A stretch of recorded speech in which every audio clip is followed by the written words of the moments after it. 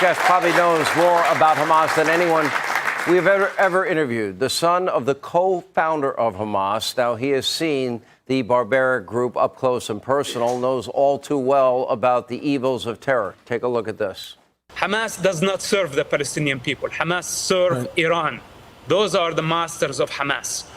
So their lie about nationalism, that they are a national movement and they care for the Palestinian people, look at them. They are using Palestinian people as a human shield. We need to free Gaza from Hamas. This is what Israel is doing. It's doing the Palestinian people the greatest favor by bringing Hamas down. Here now with more. Author of the bestseller, Son of Hamas, former informant for Israeli intelligence, Mosab Hassan Yousef. Sir, thank you for coming. Appreciate it. Good to see you. Your father was one of the co-founders of Hamas. Correct. Hamas has in their charter the destruction of Israel. What do you know? What do you know about Hamas that everybody should know? Well, Hamas is not a political party. It's a religious movement that is waging a religious war.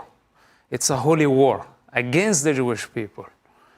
If Hamas was a political party, then we can apply pressure on them, bring them to the negotiating table where they can compromise. But Hamas as a religious organization, nobody can satisfy their religious ambition because it's a condition in their charter. Why is this hatred for the Jewish people and Israel? What is this rooted in? Well, now we can ask the question, why all this Jewish hatred in the United States and the rest of the world? You mean anti-Semitism worldwide? Anti-Semitism and hatred against the Jewish people. It doesn't matter what form it's you grew up the son of one of the founders of Hamas. Why do they hate the Jewish people so much? There is a religious dimension to that. There is ideological dimension. There is political dimension. There is cultural difference. We're talking about Hamas, 7th century mentality, where Israel is very advanced, 21st century. So the gap is very huge. Hamas represents chaos. This is where they thrive. Israel represents order, democracy. Hence, those are the two opposite extremes that have been clashing. Well, let me ask you this. You just saw a group of people being interviewed by Sarah Carter. They don't know anything about Hamas. They can't say the words Hamas is a terrorist organization. Why are so many people so ignorant of what the truth is? Because I'm sure if Hamas could find you, they would kill you, would they not? Well, they wouldn't hesitate, but I'm not the only one on Hamas target list. And these people live in denial, basically. They don't know what Palestine is. And what I say, today as an American, I invite all these people to educate themselves first. And we cannot lose sight because Hamas started this war.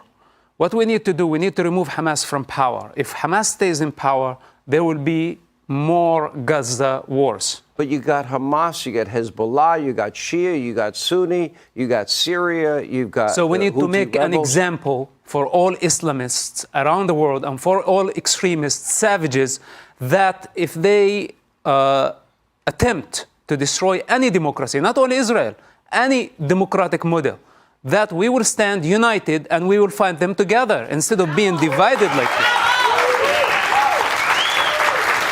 It seems, regardless of Sunni or Shia, that Iran is, we are told they were actively involved in the plotting, the planning, and the killing that happened on October the 7th. It would be the equivalent, if you base it on our population versus Israel, of losing 38,000 Americans in a day.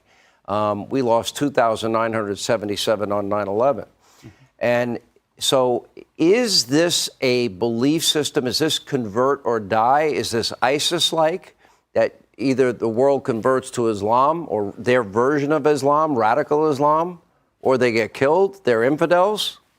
Well, there is the Islamic ideology that inspires them, Hassan al-Banna teachings Radical and intellect. Islamic ideology. That's one. Then there is tribalism, which is 7th century mentality, where a tribe is to fight a tribe for 100 years until they get annihilated or they annihilate the tribe. So this is what Hamas is saying.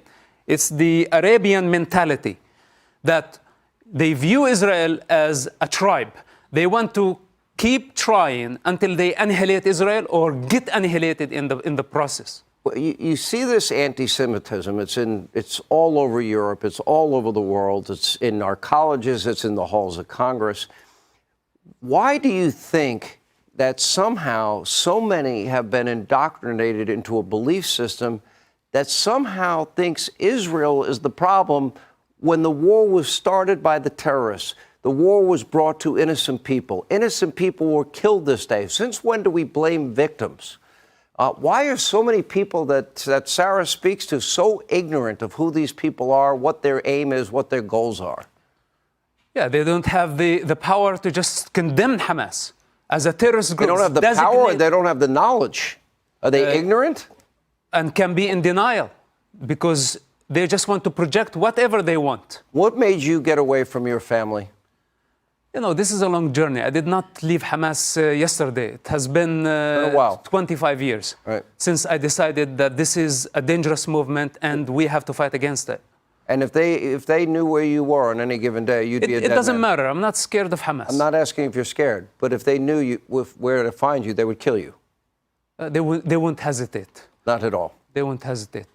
Son of Hamas, it's a best-selling book, and you wrote it years ago. Thank you.